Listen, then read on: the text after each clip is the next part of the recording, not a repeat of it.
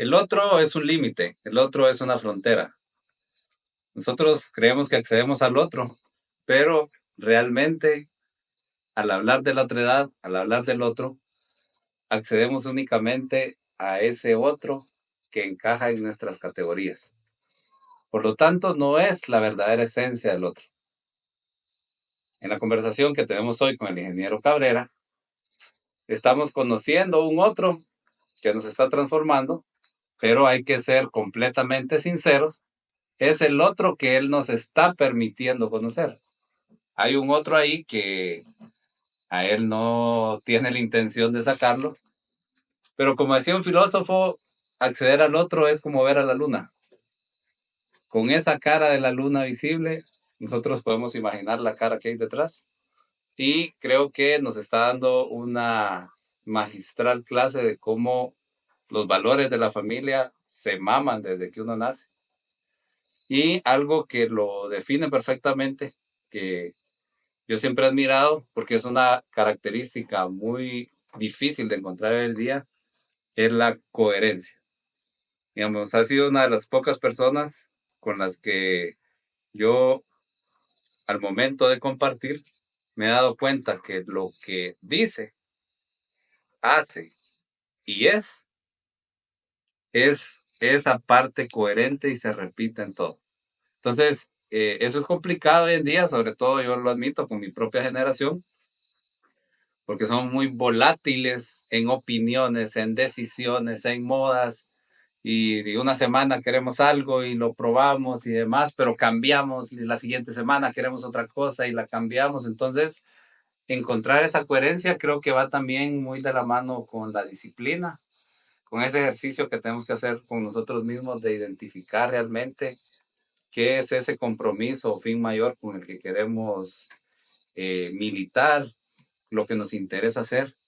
Y desde ese sentido, quisiera abrir este segmento hablando de un poco que nos contara su formación profesional, quién es hoy en día, qué tipo de profesión tiene, qué tipo de trabajo hace, eh, porque sería algo, y no sé, tal vez nos contará en su familia, pero algo raro de que de una familia de intelectuales apareciera otra cosa fuera del espectro, aunque es un tema también de personalidad y de intereses que uno pueda tener en la vida, pero digamos, qué formación tiene, tengo entendido que ha estudiado fuera, eso qué le da a un profesional, realmente si marca a un profesional o no, y en qué ámbito se ha podido desarrollar.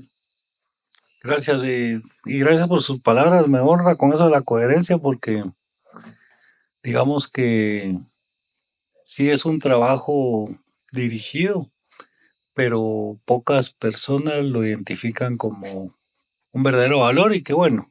Entonces vamos a seguir en esta plática.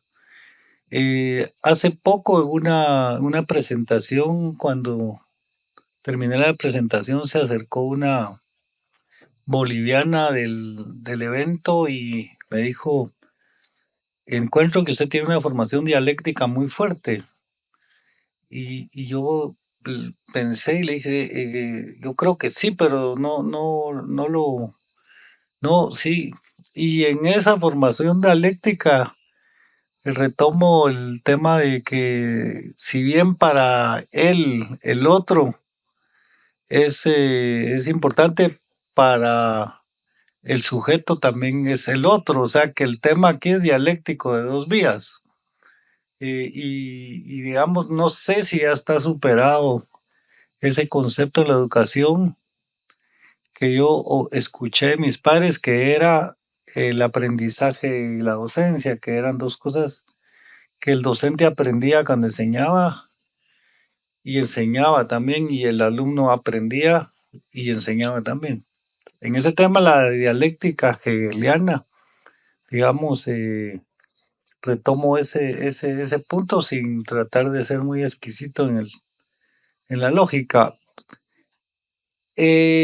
Una formación muy, diría yo, lineal, pero a la vez con altibajos. un poco cambiantes, porque la escuela primaria le hice en un colegio francés con una formación muy liberal, muy, digamos, no cristiana, muy cartesiana, como ellos mismos son, digamos, más del razonamiento que de la fe.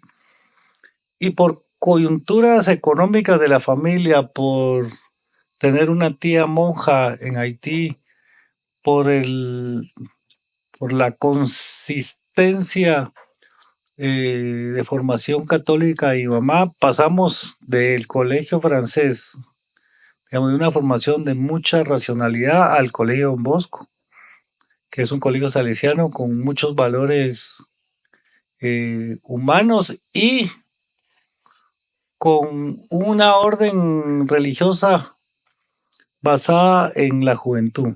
Entonces, los salesianos, su lema o uno de sus lemas fundamentales son dichos de Don Bosco, que dice que de la educación de la juventud depende la felicidad de las naciones.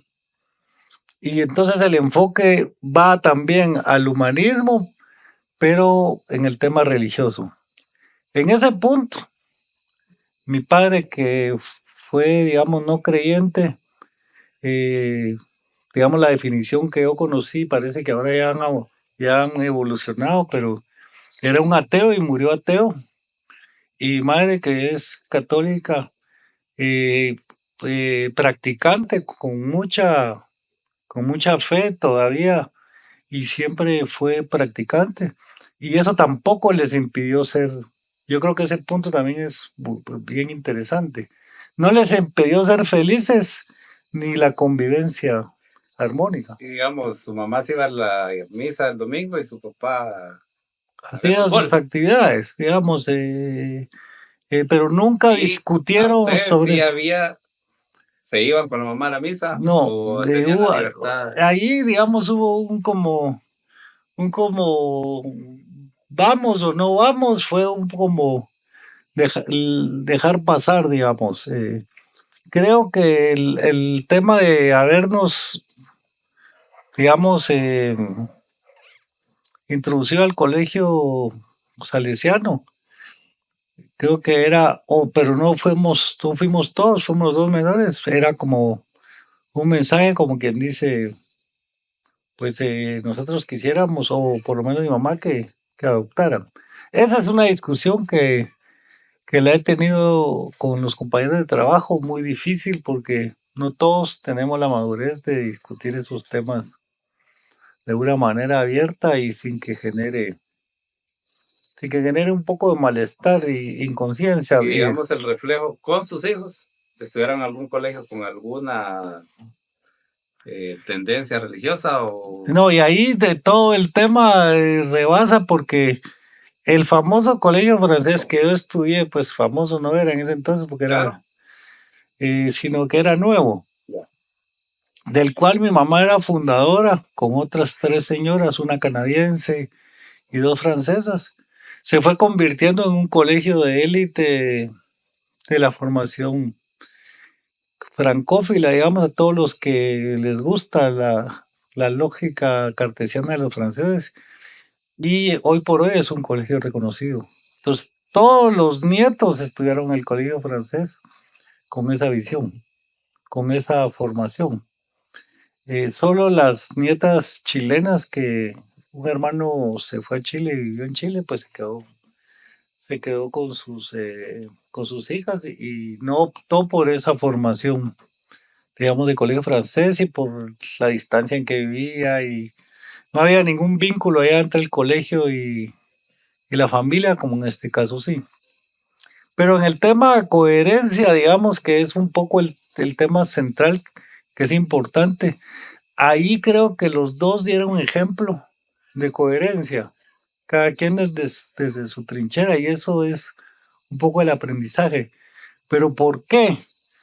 Porque en la teoría educativa que ellos crecieron, la educación pasaba por el ejemplo y no por las palabras. Entonces, no puede uno decirle a su hijo, no fumes, decía, con la chenca en la boca, ese era como el dicho. Y yo creo que eso también nos marcó un poco a nosotros en el sentido de que hay que ser coherente. Yo creo que hay un momento anterior al que usted menciona, Frey. El primer momento es lo que uno piensa. Lo que pasa es que la gente no sabe lo que uno piensa. Y poco a poco creo que la humanidad va a llegar a saber lo que uno piensa, pero estamos ahorita todavía lejos de eso. Porque es la coherencia, no solo va de lo que uno dice a lo que uno hace, sino lo que uno piensa, lo que uno dice y lo que uno hace. Entonces usted tiene dos formas de llegar a ser coherente o de intentar ser coherente. O no habla mucho, En un punto. sí, porque No hay decir, mucho no compromiso hay con mucho el como, contexto.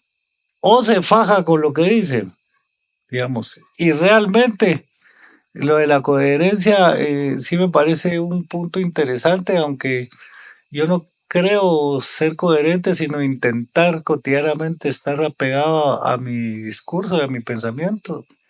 Pero hay muchas tradiciones cotidianas con miles de cosas en la vida moderna. Por ejemplo, el ya no leer porque el celular, o leer menos porque el celular está cotidiano en la vida, muchas cosas. Entonces es el pensamiento reflexivo, digamos, o podría ser no reflexivo, el discurso y los hechos. Y ahí tal vez el de los discursos y los hechos es el que más encontramos nosotros que fallamos, ¿verdad? Por eso creo yo que la cultura latina, digamos, que fue la que heredamos de Europa, tiene que hacer contratos y tiene que el notariado y todo eso existe, porque como lo que decimos no hacemos, hay que escribirlo. Entonces el notariado forma parte y es un gran negocio y parte de la cultura nuestra, porque como ya se sabe que decimos cosas que no vamos a hacer, Se necesita un sí. documento para que Fíjense se que en cumpla. algunos países nórdicos eh, el ciudadano tiene fe pública. Y aquí no tenemos como ciudadanos fe pública, tenemos que ir con un abogado que escriba lo que nosotros queremos. Y ese tema sí es grave. Eso quiere decir, o somos inconsecuentes o somos mentirosos, digamos. Es decir, que no podemos dar nuestra palabra. Por supuesto que hay zonas, en esta zona en algún momento se decía, bueno, es mi palabra y yo doy mi palabra y no tengo... Pero ese es un indicador claro y también un negocio exorbitante en que nosotros todo tengamos que pasar para con un notario, decir, y este documento es el verdadero y le tenemos, y un notario tiene que decir que es verdadero, pero en los últimos meses de este país nos hemos dado cuenta que hasta los documentos verdaderos, autenticados, tampoco son verdaderos, o sea que al final la mentira puede ser, eso tiene que ver con la coherencia, entonces eh, resulta ser que tenemos nosotros un gran vacío en términos de esa actividad precisamente, porque resolvimos escribiendo todo lo que los compromisos, por lo menos contractuales, para poder garantizar de que lo que le dijimos en aquel momento es lo que nosotros vamos a Y respetar. digamos, esa coherencia y un poco por lo que menciona y lo que traía de vivir en este entorno más intelectual para el desarrollo de su profesión, digamos, o elegir una carrera, porque normalmente, y pasa mucho y hoy en día, vemos que las carreras que no se sabe qué tan remuneradas van a ser, van a la baja porque el interés ahorita es me meto a una carrera que me da dinero y Claro. entonces, para ustedes, ¿ese escenario existía ya o era realmente por vocación o por interés o por lo que quiero aportar? Bueno, un poco rebobinando porque todavía no hemos respondido a la pregunta. En términos, digamos, bastante resumidos, después de salir del Colegio Don Bosco de Bachiller, yo entré a la Facultad de Agronomía, me gradué de ingeniero agrónomo en recursos naturales, hice una especialidad en Francia en manejo forestal y tuve la oportunidad de estar en América del Sur y en África viendo un poco los avances de los franceses en sus exterritorios y en sus territorios como Guayana Francesa en el tema forestal y forestal de los bosques digamos, bosques húmedos, los que se llaman selvas. Y ahí regresé. Y todo mi recorrido profesional ha sido con el tema de árboles y bosques, del que me siento bastante satisfecho, no por los logros, sino por la pasión que generó en mí el tema de los árboles y los bosques, y lo que eso puede servir y ha servido, y en este momento la humanidad se convierte en algo estructural por el cambio climático. Y en ese sentido, que digamos normalmente pasa, cuando es de algún profesional que, pero estudió en Europa, o hizo, o estuvo en tal país, o en un proyecto en Sudamérica, digamos, en la jerga popular hay como una posición diferente de admiración porque lo hizo. Ahora, en ese momento, que tal vez nos cuenten qué año fue que estuvo en Francia, sí hay algún choque de la Por supuesto. educación que uno lleva acá a lo que va a encontrar ahí, o uno cae como pez en el agua, o qué pasa cuando uno va a otro contexto educacional. Vamos a tratar los dos temas. Yo creo que el momento que más marcó mi vida en términos profesionales fue el EPS. Es decir, a pesar de saber de que existía pobreza, de que existía desigualdad, que existía marginación, exclusión, racismo y clasismo, el estar viviendo 8 meses, casi 10 meses, en una aldea sin agua, sin energía eléctrica, a escasos 40 kilómetros de la ciudad de Guatemala, sí fue un trauma del que cual creo que no he podido salir, porque siempre ando con las luces prendidas y la tele prendida, de pasar esa época en la cual yo no sabía que existía posibilidad de vivir sin luz y sin agua. Es decir, estar a las 6:30 de la tarde o a las 6 ya buscando la lámpara de gas, para encenderla y para avanzar hasta las 10 y después irse a dormir porque ya no hay energía. Y el de irse a bañar todos los días al río y regresar sudado. Bueno, todos los días entre comidas también, porque a veces con el frío, pues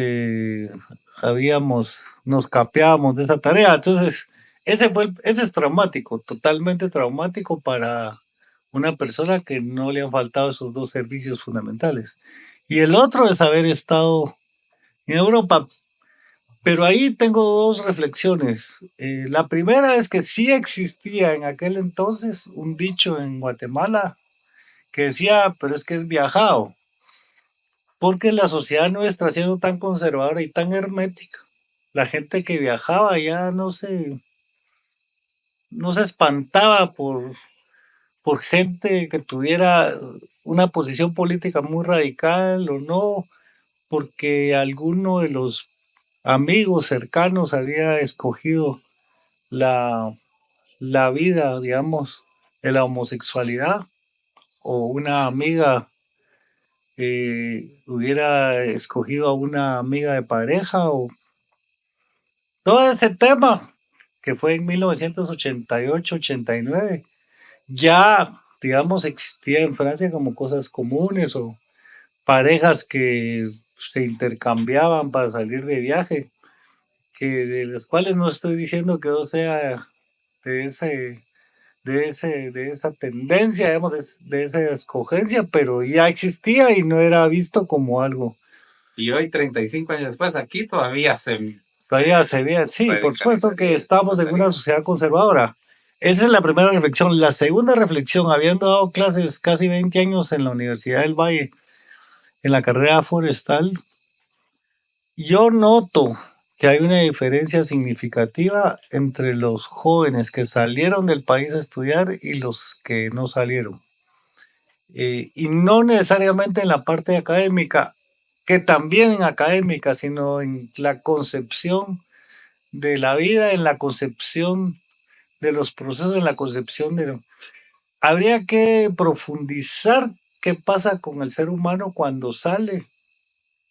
Son múltiples, digamos, fuegos cruzados los que se dan, como puede ser validar sus pensamientos, conocer otros pensamientos, hacer nuevos pensamientos. y sobre todo en una cultura como la francesa, donde se vale todo, se vale cuestionar todo. O sea, todo es cuestionable. Es decir, no, eso es cuestionable. Y alguien dice, no, no, no, es cuestionable. Ya.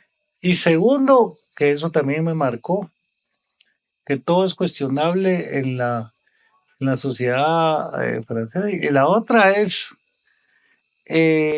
lo más complicado, esa es una lección personal, pero puede ser que sea solo mía, pero lo más complicado que yo entendí es, puedes engañar a todo el mundo, pero no te puedes engañar a ti mismo o a vos mismo. Porque engañarse a uno mismo sí es estar jodido. Y eso sí tiene que ver posiblemente con el tema de la coherencia. O sea, el decir, no, hombre, si yo estoy bien y no tengo nada, y lo que pasa es que y autoconsolarse o autoexcusarse, posiblemente eso sí.